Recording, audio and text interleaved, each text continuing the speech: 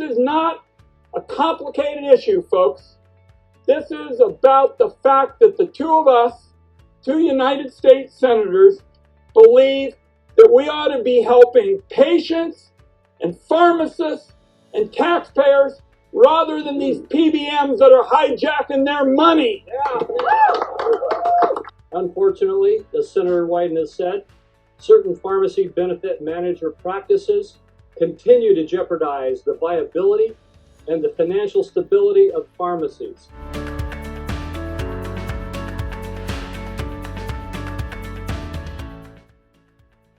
The way I see the situation on PBMs, I don't know why the hell they even exist. Now, they were set up for all the right reasons. Going to negotiate drug prices, going to pass along benefits to the consumer. But what I see them doing in my state, I don't think the consumer gets much benefit, and they're shutting down small businesses on Main Street right and left, and those are called our local neighborhood farms. Look, I'm not opposed to anybody making money. It's a capitalist society. I get it and understand that. But I'm telling you, PBMs bring no value whatsoever to the healthcare system. No value. Today, healthcare premiums have increased faster than inflation. List prices for prescription drugs have gone through the roof, even though net prices have declined. And despite this increase in healthcare costs, life expectancy has remained stagnant. That means someone is benefiting, and it isn't patients. Look no further than PBMs or pharmacy benefit managers. According to the government, these DIR fees increased by 107,400% from 2010 to 2020. This is not a typo. This is not a typo. This is a travesty. And you know what PBMs really stand for, Dr. Dwayne? It stands for pretty big markups. That's what PBMs stand for, and we've got to stop this.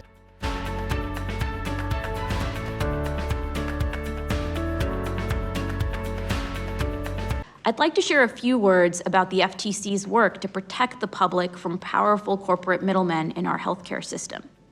The FTC over the last few years has been flooded with stories suggesting that these middlemen engage in tactics that hike the price of drugs, deprive patients of access to certain medicines, and drive community pharmacists out of business. Truly astonishing in a capitalist economy, and that is they are allowed to sell it at price X, and 3 months later they get a clawback saying you owe us money. How in the world is that fair? Seriously, how in the world is that fair?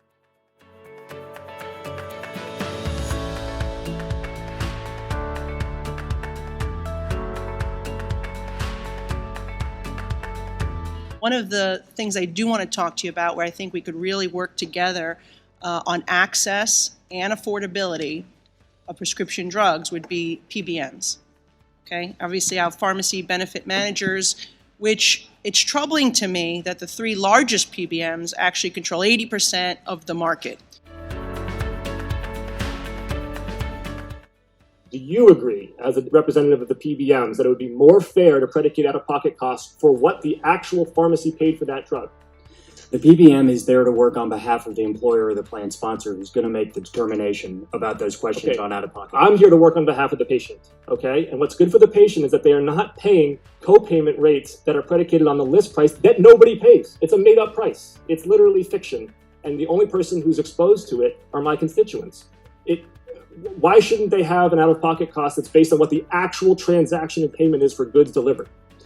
To the extent that we're deploying the savings delivered by the PBM, if you put all of that towards out-of-pocket costs, then you risk the potential of having an impact on the affordability of the benefit. It's a trade-off as long as the cost over and over again, you point to the premiums going up. There's just no evidence to support that. It isn't true that the premiums have to go up if you're allowing, and indeed what we've seen is out-of-pocket costs going down, improve medication adherence, and lead to an overall healthier risk population. Otherwise, it's a series of trade-offs, and one way or the other, the consumer pays, whether depending on the plan sponsor's design. I think you just summarized the problem here. One way or the other, the consumer pays. The consumer is paying a higher price, and we all know it. The spread pricing is real. We all know it. The percentage that they're being paid is a very real issue. The rebates are not going back to the consumer. We all know all those things. And anytime we try to step in and say, okay, so let's provide some transparency to find out what's actually how many dollars are there, there's some, oh, that's going to hurt the consumer, as if everything they're already doing is not hurting the consumer. Shitting on independent pharmacies. I couldn't find a better word. I mean, that is the appropriate word to describe the financial abuse that we've heard about from non-captive pharmacies.